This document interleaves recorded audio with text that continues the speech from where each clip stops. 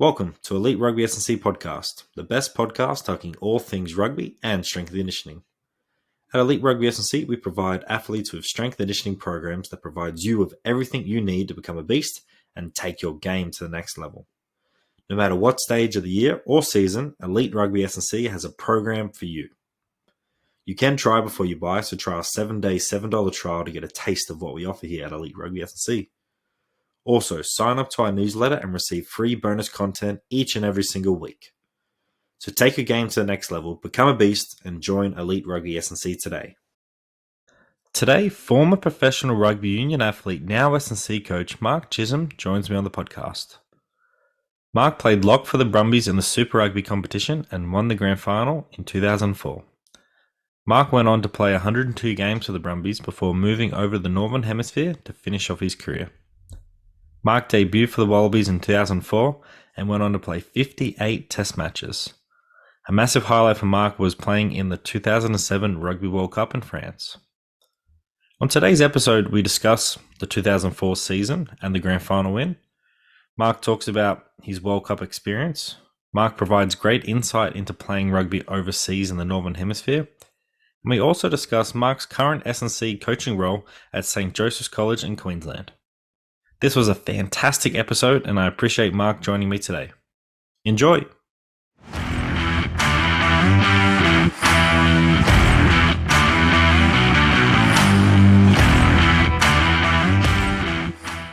So, g'day, Mark. How are you?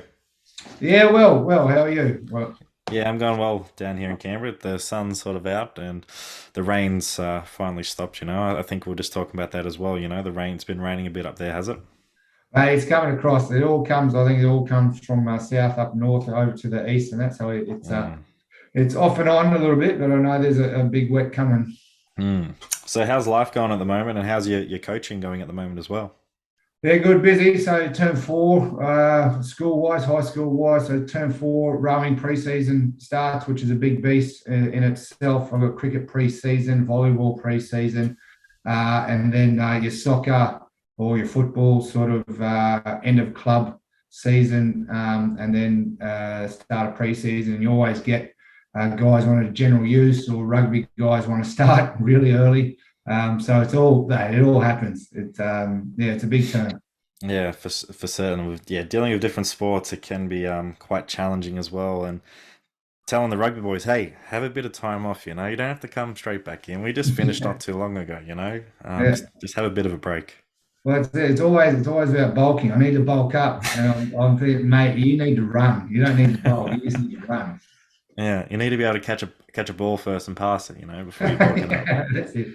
Yeah, absolutely. That's good.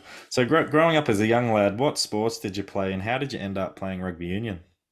I grew up pretty much playing every sport I possibly could. And I started off in club soccer. When I was 5, t-ball when that was around. Swimming was a big thing, and then when I went into school, just all your school sports. Your cross countries, your rugbies, your crickets, your athletics. Anything that was on offer, I was playing. I was playing it. Parents, God love them, they drove me around to everything every weekend. But going through, I just wanted to get involved, and it wasn't really till after school where boys were saying, "What are you going to do? You're going to play club footy?" I said, "Yeah, sure, I'll come down." Loved rugby, playing rugby, and went down to West up here at Toowong, West Bulldogs there, and just got involved, and then that led to other things, to representative teams, and away I went, sort of thing. So it wasn't I wasn't really set on like I want to be a Wallaby, I want to play for the Reds, or ended up playing for the Brumbies. I want to be a professional player. It was pretty much I just want to get involved and have fun. That's awesome. Do you see many kids now sort of doing what you've done, playing multiple sports, just getting out there, or do you think they're sort of specializing a bit too early in just one sport? Well, geez, how long we got here, Kira? We can go into this. To be honest, I drive here at Gregory Terrace. I drive multiple sports. Now you do get kids, and I get it.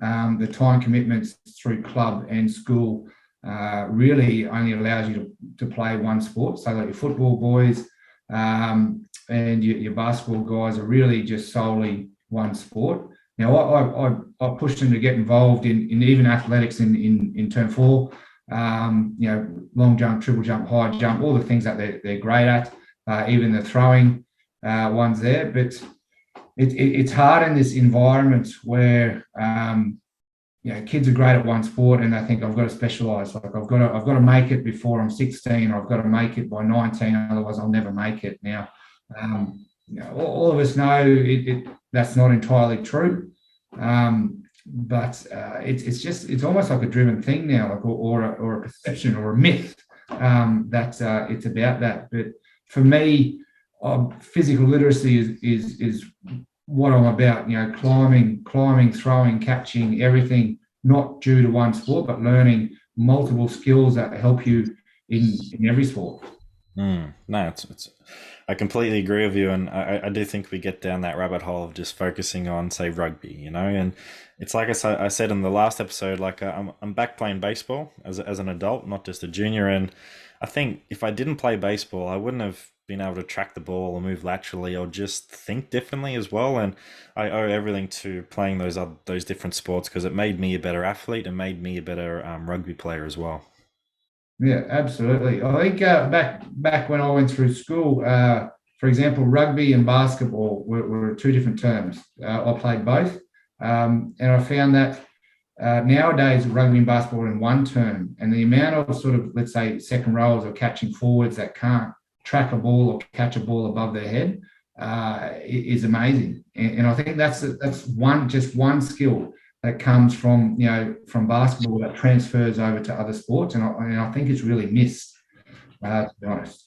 100%. Well, Darcy Swain was a volleyballer.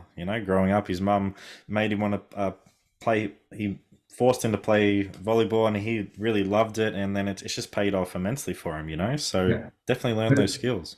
Absolutely, plyometric jumping, amazing. Amazing, especially for him being such an enormous bloke. But absolutely, being able to move light across the ground to air transition is big in rugby. 100%. So if you're listening, play multiple sports if you can. It takes you away from your sport. It's something different. And it's fun. It's fun learning new skills. Absolutely. So, what did you think of the Rugby Championship this year, and what were your thoughts on the Wallabies' performance? Well, I back it. I back the Wallabies through and through, and I think it goes with every rugby supporter or every Australian that's involved in rugby. It's quite frustrating to watch now, because we know the players, we know that they're very capable, we know they're world class, and some games they show it, some games they're off the pace, and you're wondering what's different from this week to last week. And I'm sure they're asking themselves the same question. For me, I love it when the Wallabies get out, get out and have some fun and get aggressive and good play. Where it becomes frustrating is those little micro mistakes that you'd expect to be better from professional players. So if anything, consistency for me was off, and that was the hardest part about watching the Rugby Championship.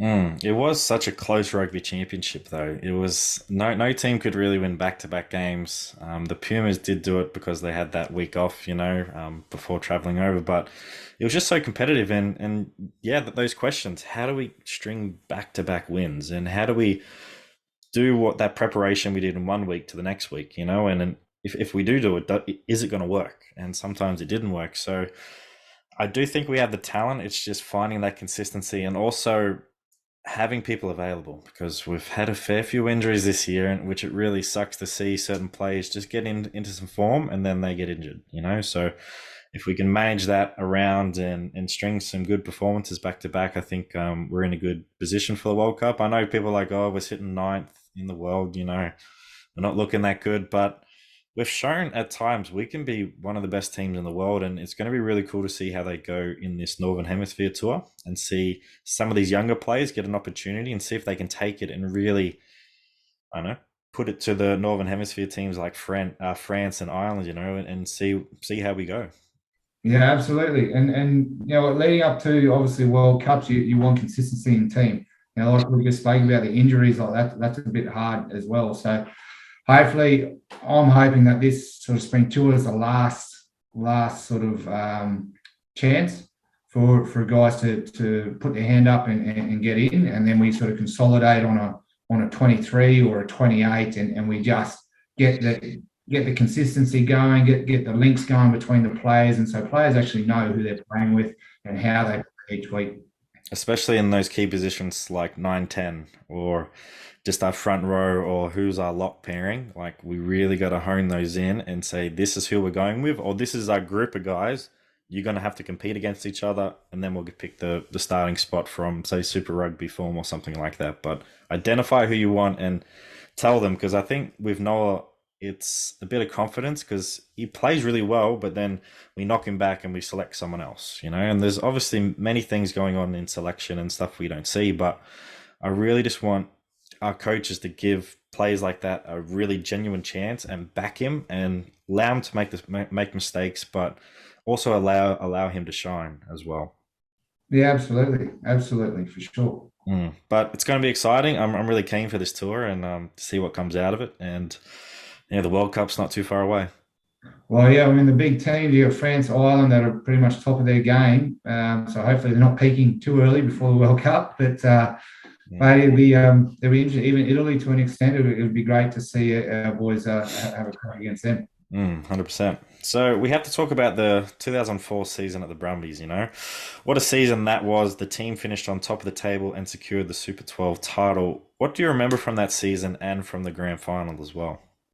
That was probably one of the greatest seasons I've played, and with the caliber of blokes that I played with, I can rattle off names, but you're talking about the legends of Australian rugby, and in fact the legends of the Brumbies. Joe Roth, guys like that are just pinnacles in rugby in Canberra, but also rugby in Australia. Stephen Larkin. Like, amazing. So getting into that season, the funniest, or not the funniest part, but when I talk to guys about adversity and games and seasons, is that we got flogged in the preseason games. Or we got belted. Like, we went, I think we played the Hurricanes. I can't remember where. We got absolutely flogged. And then the last game was the Chiefs, and I think they beat us something like 45 to 15. And we're staying at North. I think it was North Harbour or Palmerston North Rugby Centre there, and we all got together, and we went, right. Let's just go out and get some team bonding on. Other side of that is that the coaches told us not to go out, but as a playing group, when George Gregan and Bill Young and Jeremy Paul and Joe Roth and Steve Larkin, they go back, we're out. As a young bloke getting into the team, like, okay, well, I'll do what they say. Otherwise, the repercussions could be worse. And I reckon from that night, it was amazing. We all literally, the whole squad came into the one bar, and we just made memories that sort of carried us through the whole season. And that season, like I was saying, like the caliber of players, like we were winning games, by 30, 40 points a game, like at least 5 or 6 tries a game. So we were really humming along. And then to come to the final against the Crusaders, we all knew that no matter how far in front we get, the Crusaders will come back, obviously, from the last time, and they're just a quality side. But that build up and in that first half, like, I don't think there's been a first half of rugby that has gone one-sided like that, I think, in history. Like, honestly, every bounce of the ball, every drop, every catch, just stuck. Poor old Ben Blair had a shocker that night, but it was funny at half time. Like, we all got together and we went, wow, that was great, but we know they're coming, and I wish they did. And it wasn't until Joe's Roffy's last try that we thought, okay, we've got a buffer here, but we always knew that they're going to come, and we didn't relax. And it wasn't until the final whistle that we were just straight out. Loved it, absolutely loved it. The whole season, the whole camaraderie with the team, we were just amazing. No, it was awesome, and I was actually there at that game as well. I think I was maybe 5 or 6. I had season tickets with mum and family friends, and I can't remember the game because I was so young. But I have watched a bit of footage of it, and I do remember there was a big like blow up balloon or something in the corner or something like that. There was something there, and just the crowd at the time was electric. And you don't I haven't really seen a crowd like that for the Brumbies in a while, which is disappointing. But it was just an incredible atmosphere, and to win that title back then was awesome for the game. It was, yeah, geez, it was something special, which was great. Mm. So besides winning that title in 2004, what other favourite memories from professional rugby stand out? World Cup 2007 over in France. Really big occasion. Obviously, first one and only World Cup I was a part of there, but just the whole lead up, the training camps, the intensity of the training camps to getting selected, to getting over there and just enjoying what the World Cup is all about. Touring sort of France, traveling, setting up in Montpellier, traveling by train to Bordeaux, to Lyon, and whatnot, Marseille. Just amazing. People were amazing. The whole vibe of the whole country was amazing. The games were great, although we did get bailed out, in the quarterfinals there unexpectedly. But that was probably one of the greatest highlights. The second one for me, after Australia, I went and played in France at Bayonne, which the Basque Derby. There's a Biarritz Bayonne games, amazing. Like it's almost like two teams could be at the bottom of the table, yet those two teams come together, and it's almost like Australia, New Zealand. Like you just got to give it. And it's funny because the people come up to you in the street and they say, like, we don't care what happens the whole top 14 season, but you must win against Biarritz. The Derby Basque is the only thing that matters. And so, it was really good. Bands playing and everything, and crowds, and it's just crazy. That's awesome. Well, was that experience at the World Cup sort of told you, yeah, I can see myself coming back over here to play when my time is up in Super Rugby?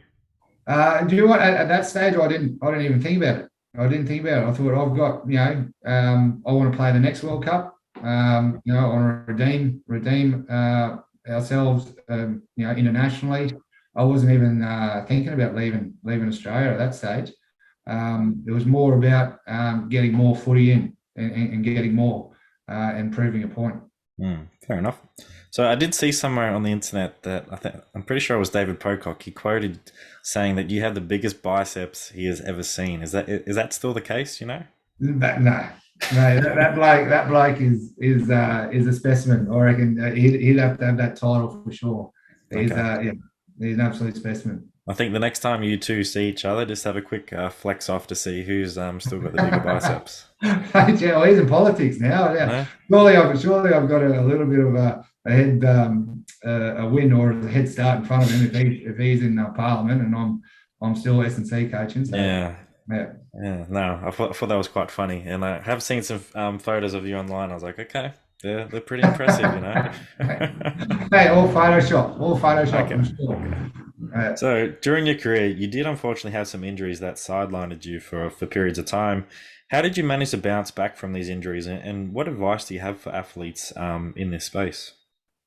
Look, I had my main injury or my major injury there was 2011, second last game v the Reds. I blew my knee, so ACL, medial, a lot of chondral damage there, which was only picked up during surgery.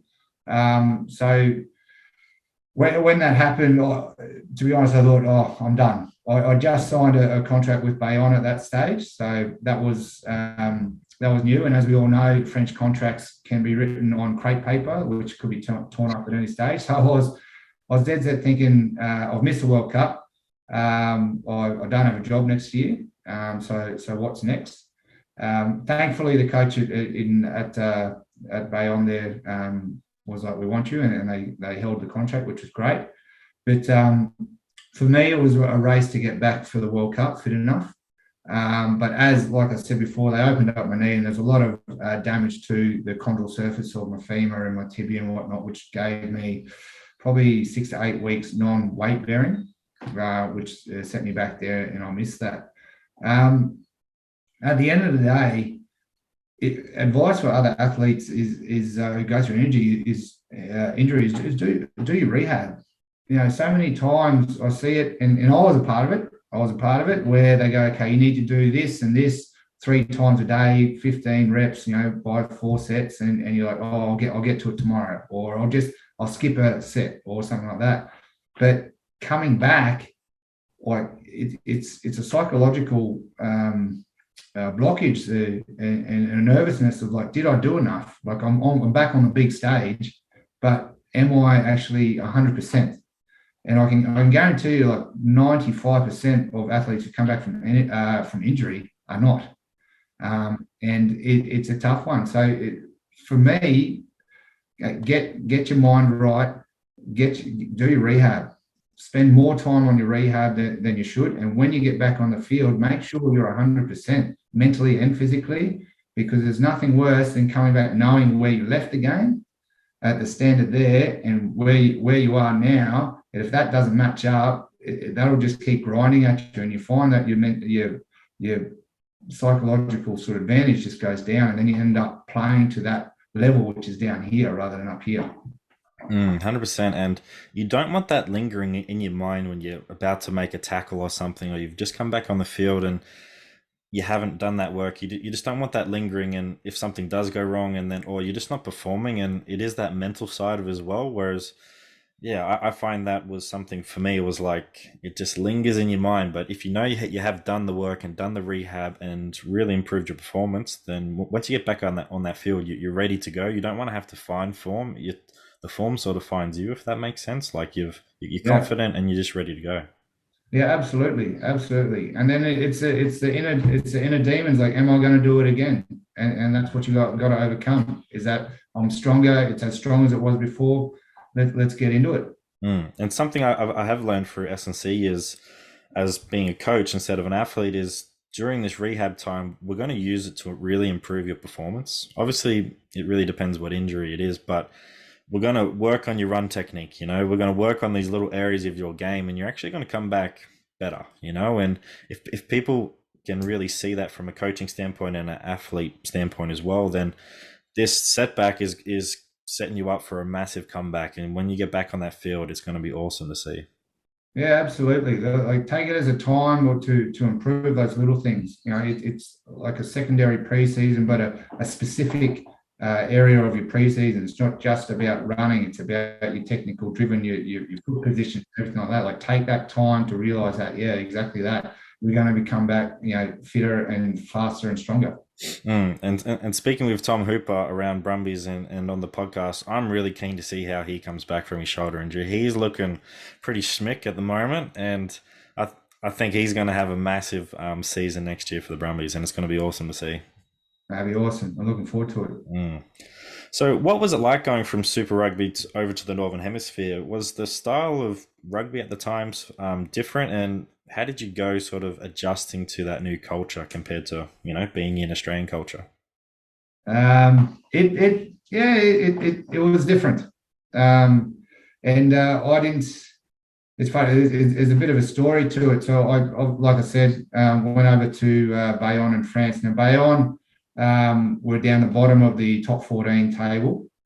They had a president or an owner, Alain Afalou, a fantastic bloke. He had a vision a bit like Morad, the Toulon owner back in the day, where when I signed with Bayonne, we had signed Joe Rokocoko, Namir Tialada, Sione Lawaki from the All Blacks. We had Mike Phillips, the Welsh number 9.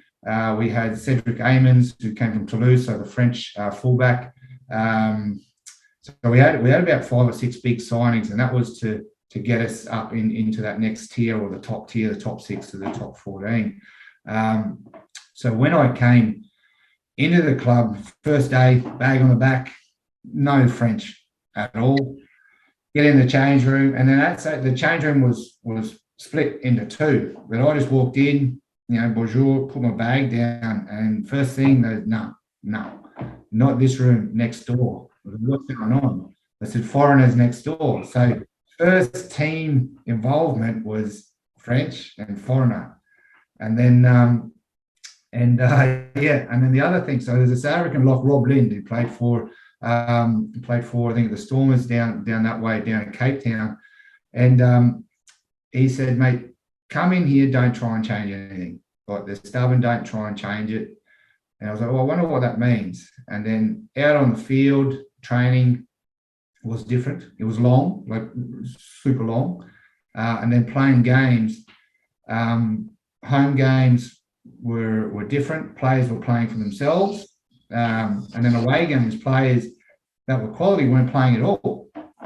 And I remember there was one instance where up at Racing Metro there in Paris, and a kick went through, and I'm running back to get it, and then no one else is running.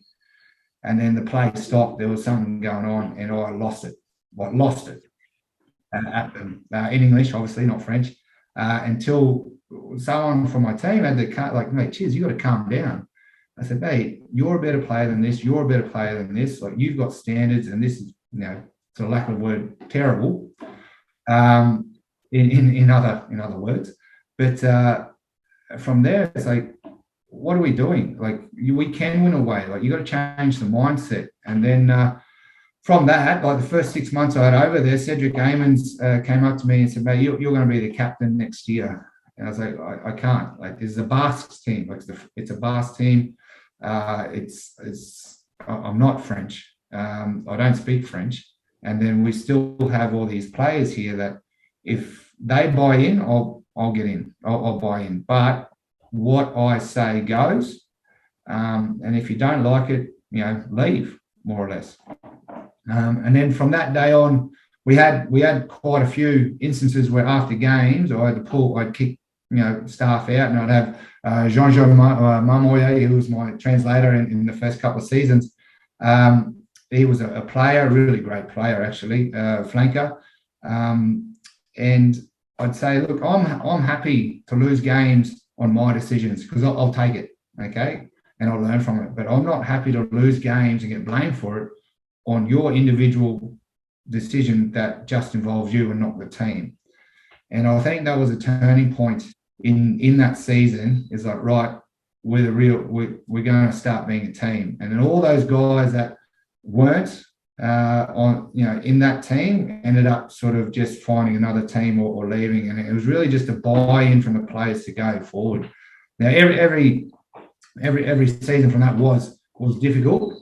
There was a lot of mentoring, a lot of political stuff as it is in French rugby, but we were actually going in the right direction. So now that's a massive segue from what the question was, but the ease of Australian rugby is everyone wants to play, everyone wants to go, and we want to win. Whereas when I came into the French rugby, it was about, I only want to win at home, and I only want to win so that I look good, not team. It was to play in the team, not play for the team. And it was my sort of ethos was to get everyone to play for the team, not the individual in the team. So that was the biggest hurdle to come across. The rugby side ended up taking care of itself once the team got together. So very, very different, very, very mentally fatiguing, but it was good. And you know what? I'm a lot better for it. It just sort of states that it's a team sport, remember, at the end of the day. And if you 15 plus the bench, so 23, 24 don't come together, then you're not going to go anywhere. And just to only play good at home, but only want to play good for yourself is so bizarre. Like, it's crazy that happened, but it'd be a really good learning experience for yourself. And as being a coach now, you know how important it is to make that sure that team is gelled together and can perform together out on the field as well. Yeah, absolutely. Hi everyone. We just wanted to take a break from this episode. We hope you're enjoying this episode so far, and also all the content we have produced. We appreciate all the support from our listeners and followers so far. If you haven't already, sign up to Elite Rugby SandC newsletter today. We provide you free, exclusive content each and every single week to our subscribers. Link in the bio. Remember to like, subscribe, and share Elite Rugby SandC on social media to all your friends and families. So thanks again for your support, and now back to the episode.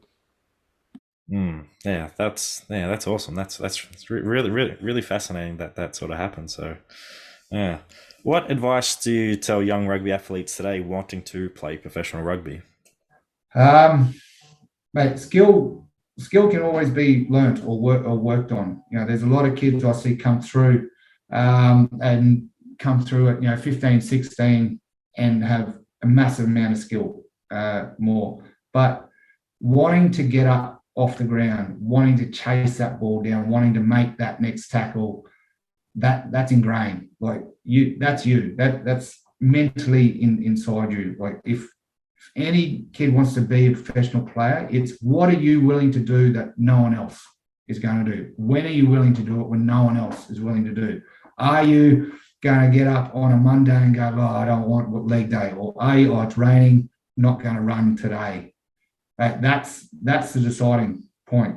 And I'll never forget Jeremy Paul and Justin Harrison. The first day I came to the Brumbies and they said, mate, do you want to be a Wallaby? And I said, absolutely. And they said, well, you've got to put in 10 minutes more. Lineouts, 10 minutes more. Kickoffs, 10 minutes more. Gymming, strength, 10 minutes more. Speed, 10 minutes more. Whatever when someone else in your position is sitting down, having water, you are out on the field and you're doing 10 minutes more.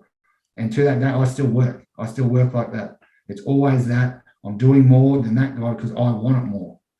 And that's not taught. That comes from inside. And that's what I'd say to any girl, boy who wants to become a professional athlete. It's how bad you want it and what are you willing to do more than anybody else to do it. I love that. It's sacrificing and working on those 1%ers, and it's something that I like to do with conditioning games here with the certain athletes that I use in the teams, and it's chasing down the person if they've broken the line, chasing him down. It's supporting that player if he has broken the line. It's getting off the deck, like you said, fast. It's all those things add up at the end of the day. And when you do watch the professionals and the elite at the top level, they're doing that, and they've decided many years ago that they're going to do it, and look what's happened. It's paid off for them, and I couldn't agree more. Putting in those extra 10 minutes, work on some skills, it all adds up at the end of the week, end of the month, and end of the year as well. I love that. So when did you decide you wanted to become an S&C coach? Was this always sort of an area of interest, or you had some really good coaches in your professional year and you're like, oh yeah, I could see myself doing this? Or yeah, how did that come about? Yeah, so I guess I was very fortunate and lucky enough to have big S&C coaches, big personalities within my career. Like start off with Damien Mendez at the Reds, and then Damien Marsh down at the Brumbies, and then Jace Weber. He's was one of the big mentors of mine throughout my rugby playing career. And then, overseas, Alan Walters, he was at the Brumbies when Jake White came in, and then I ended up meeting up with him over at Munster in Ireland. And so I made all these contacts and these guys that gave, like, sort of put it in perspective of why you're doing this. It wasn't that the fact of, okay, we're going to do, grids, your 15 by 15 second grids. Everyone hates them. I still hate them to this day, but they gave me the why are we doing this, and then it wasn't until in the season where you're depending on that VO2 max, is like, okay, I get it now. And then how my body physiologically changed through a pre-season to an in-season, purely for the fact that, what they were putting in place, like that just intrigued me. Like, why was it when I was 118 kilos before a test match, why did I blow out with 20 minutes into the game as compared to 115? Like that sort of 2-3 kilo difference. Why was that such an important thing? And why were they trying to get me that heavier to that? And it's all it was all, it became more fascinating to me than actually playing rugby, to be honest. Like every speed session, conditioning session, strength session, I was just amped for. And for the rugby part was just the fun part, playing with the boys. So I became more focused on, hitting numbers, hitting kilos, hitting seconds or taking seconds off, and they were my goals. The rugby part, like kicking and throwing and tackling, that was just a bonus for me. So I remember chatting to Jace Weber in Perth one year after a test match, and he said, "Mate, what you need to do is you need to get a degree, okay, sports science, XPhys, a degree, and that's going to put you above everyone else that is doing these certificates and things like that. Get a degree first, and then get your experience up." And so from that day, went to University of Canberra, enrolled, coaching science, sports science, and then just kept chipping away throughout my career. And to this day, it's great. Like the analogies, like I said to you before, in France, in Australia, in Ireland, I bring all that back into my coaching experience, and then I find it's a lot easier to relate to guys, or to push guys, or to talk to guys and motivate, because I've been there before. And not just in rugby, but in every sport's the same. Everyone wants to try hard, but everyone doesn't know what their level is until they actually push it. And I think that's really benefited my sort of interest in the strength and conditioning and converting it into coaching from actually being coached.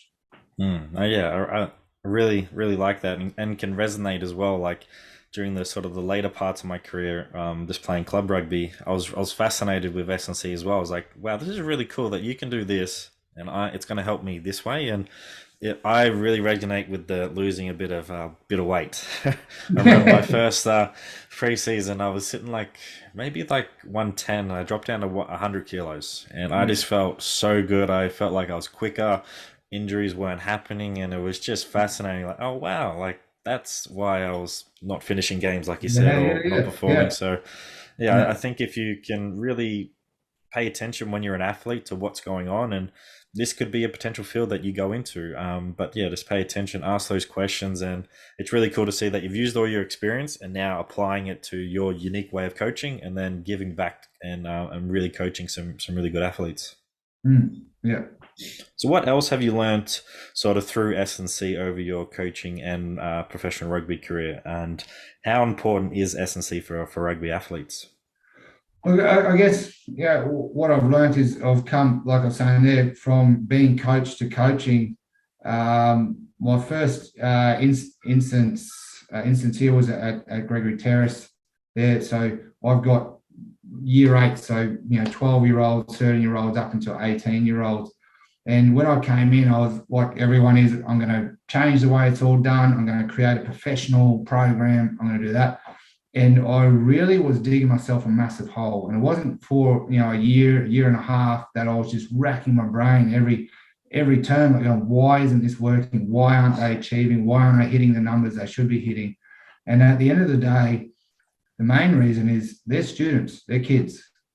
Like you can't put in a professional program like what you've learned or what you've done for 18 years and expect a 16-year-old to have the same mentality or the same force that's driving them to what you've learnt over that time.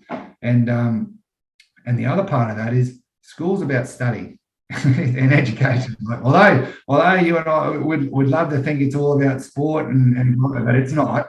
Unfortunately, I hate to burst the bubble here, but school is not about sport.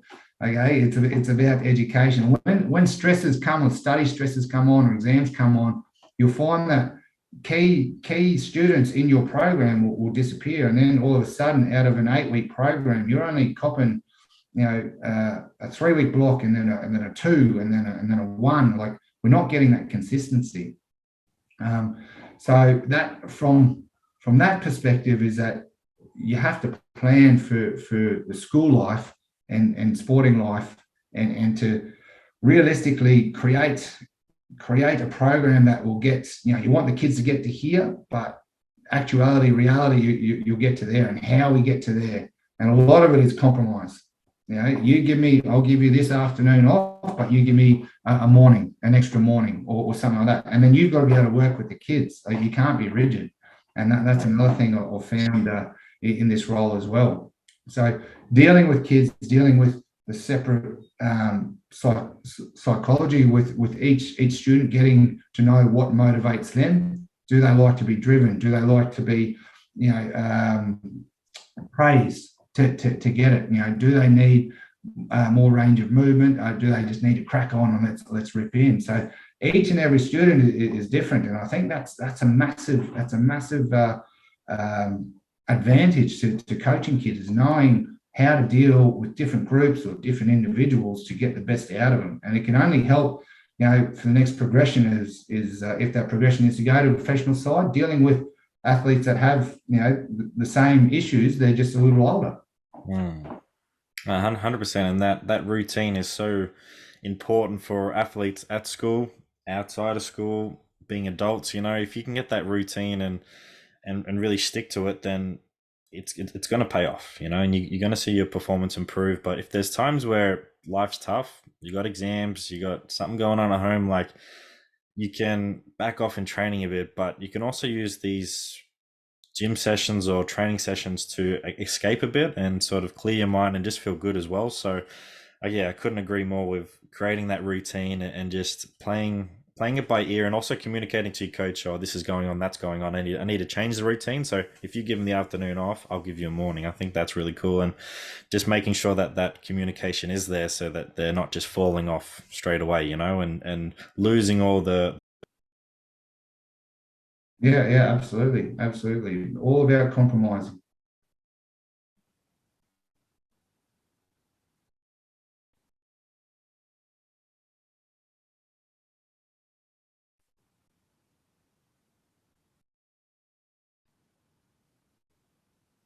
Well, you've heard a fair bit about it previously, but it's big. It's a big role. So when I came in as just me being the director, I've got a couple of casual coaches that help me along the way. But in terms of it, I'm SNC director for 7 of the sports here, 7 of the 9 sports. So each term, there's probably about 2 sports in season, 2 sports pre-season. So I'm constantly adjusting cycles. And like I said, it's easy to cycle when players or athletes are just train, play. But when you've got exams and you've got camps and you've got external exams, it's really difficult that way. But it's constantly just working on these periodization tables to find out what to get them to where they need to go before the head of the river rowing or GPS swimming, or every weekend for rugby or soccer or basketball, that sort of thing. So in terms of that, it's a big workload, but seeing, for me, as a driving aspect, I'm sure it is for every other SNC coach, so it's seeing a student or a child like improve or achieve, it gets you. It gets you and think, okay, that worked. I'm stoked for that. Or when they come up, or parents come up and say, look, for example, Johnny's now up early. He's made his bed. He's ready to go to training before I even get up. And he said it's all about your timing and your attitude and whatnot. I get a kick out of that, because it's not only about coaching kids, it's almost about mentoring or giving them life skills of this is what it takes if you want to get there, and some buy in and some don't. And the guys that don't, well, it takes a little bit more time, a little bit more sort of encouragement to get there. But I love it. It is long and it is hard, but the little achievements and that gets you going. Especially when these kids look back on their time at school and they're like, wow, Coach Mark was awesome. He really set me up for a really good sporting career. Even if I don't make it professionally, like, I can still enjoy my sport longer in life, and I've set up these good habits around training and being healthy that I've then shared on to, say, their kids and their kids, So I think it's really cool to start these programs in schools and start them young and develop these life skills, and it's going to pay off in the long run. Yeah, absolutely. And it's about creating standards. You create a good culture and a good standard in the training facility, it's only going to transfer onto the field or into the home or into the classroom. Yeah. Yeah, so I hope more schools do that. I know in Canberra it's not really a thing. It's some schools do it, but yeah, I wish more schools out there can provide these programs for athletes. Yeah, look, I think, I mean, like you're saying there, like this is only was my fourth year in, and so this is relatively new. And if you look at other schools like your TSS, Damien Mendez has been in there for a long time, doing amazing things with them. You know, these schools, Nudgy Senior, you know, St. Joseph's College Nudgy, been doing it for a long time. You can see the success in sport that they have. So, I mean, if you need proof, far out, have a look at those. You know, the number of athletes that come out of Nudgy, you know, the number of guys that come out of TSS, like, yeah, that's the proof. 100%. So moving on to one of my favorite parts of the podcast is the Triple H. So getting to understand you more as a person, Mark. So hardship. Can you think of a hardship in your rugby career or coaching career that sort of stands out? And how did you get through this hardship? And what did you learn from it as well? Look, I think the biggest hardship we spoke about before was injury. You know, you do everything you can, and when you're injured and you can't do what you love, like it's frustrating. Like I said, like with my knee, I had big aspirations, second World Cup, you know, coming up. I really wanted to get to it. I did everything I could in terms of with knee reconstruction and whatnot, but it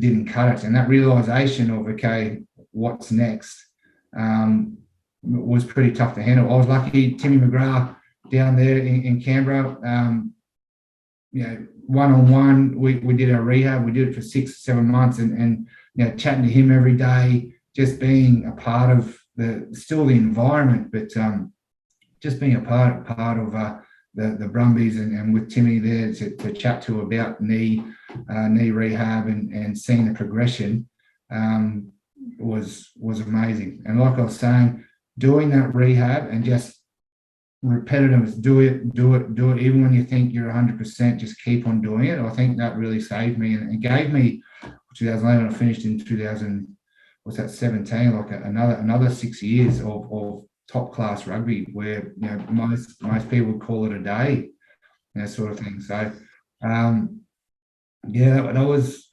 definitely a hard place to be in, to be honest. Yeah, for sure. Yeah, comes back to it. Do your rehab. You know, you don't want to sit back on the career and say, what if, and have those regrets. And if you just did, 6 to 8 months of work and continued to work on it, you know, over your career, you wouldn't be saying those things at the end of the career. No, absolutely. So, hero, who is your hero, and why is this person or multiple people your hero? Heroes. I had to think about this, and you look at sporting heroes and whatnot, but mate, to be honest, one of the biggest heroes is my wife. Like, you got to think about it. Like, I have 5 kids. My wife and I have 5 kids, and so every time, like, professional career, you're away a fair bit, and she put up with a lot. You know, my wife Lauren, like, put up with a lot. She always gave 100% commitment to the kids, to the house, and everything, while I was sort of here, there, and everywhere. So, and now she heads up Moat Hennessy up here in Queensland, and she drives the state. So, to be honest, like, she's probably one of my biggest heroes, which is fantastic. So, yeah, hopefully it doesn't go to her head, but no, she's a great, a great woman and a great inspiration, to be honest. Yeah, that's awesome. Shout out to Lauren. Yeah, that's awesome, mate. So, highlight. What is the biggest highlight that sort of stands out in your rugby career, if we haven't already talked about it, and also coaching career as well? Biggest highlight.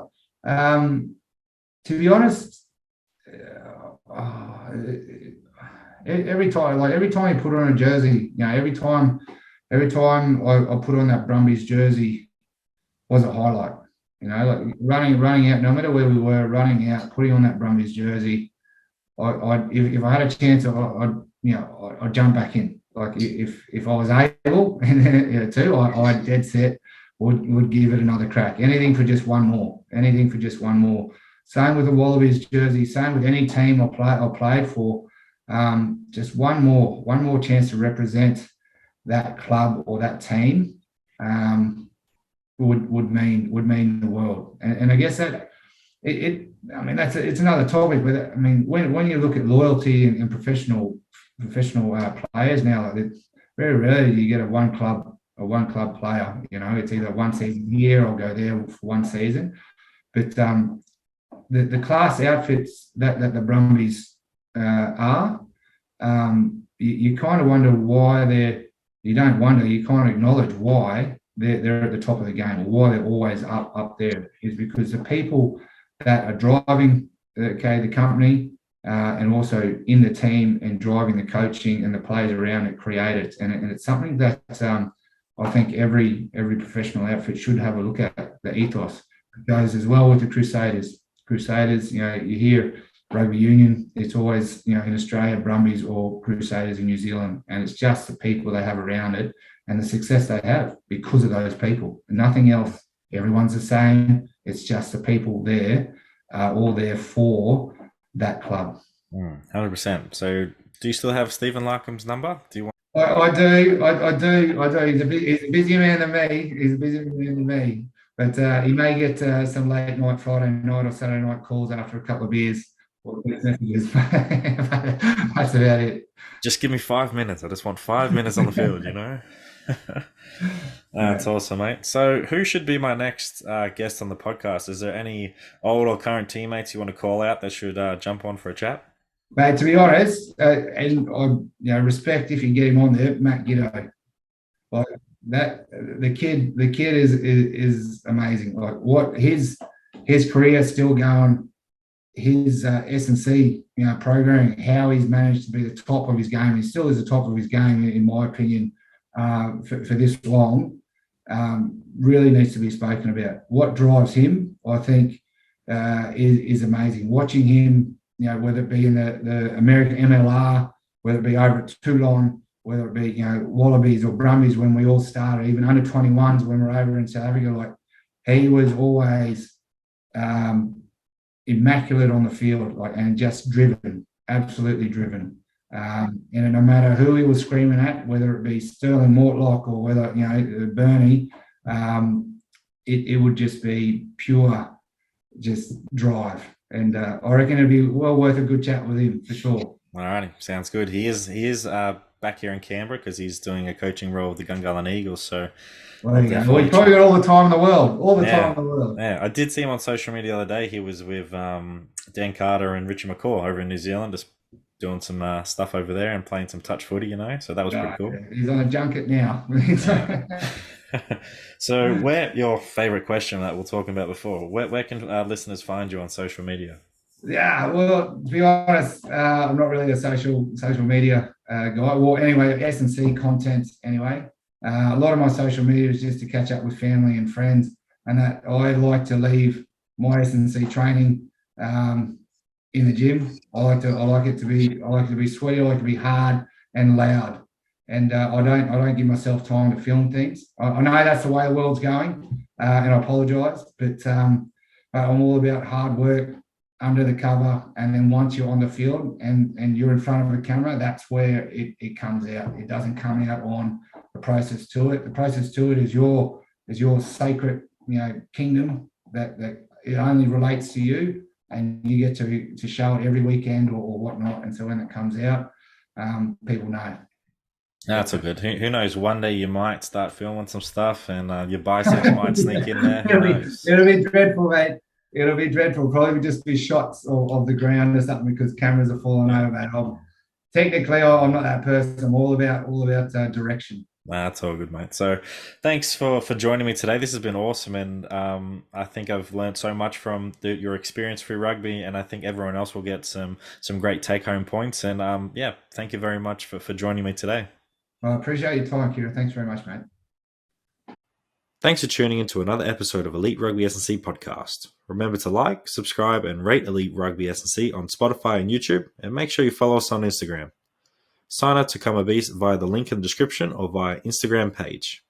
Also, remember to sign up to our newsletter to receive free bonus content each and every single week. So don't wait, make that good decision and join Elite Rugby SandC today and take your game to the next level. Thanks for listening.